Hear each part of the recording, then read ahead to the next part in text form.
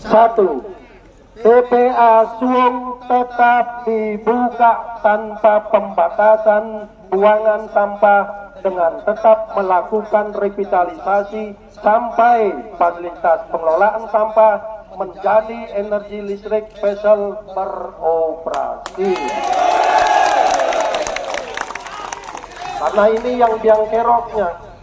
Yang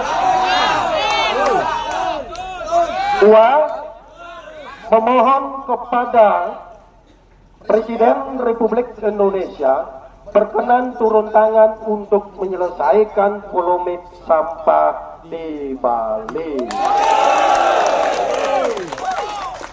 Tiga, jika tuntutan ini tidak dipenuhi, maka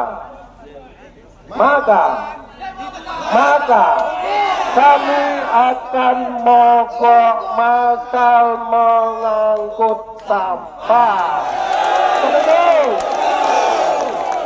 Terima kasih kepada semua teman-teman, terutama kepada bapak-bapak yang sudah dari pagi kita sudah dibantu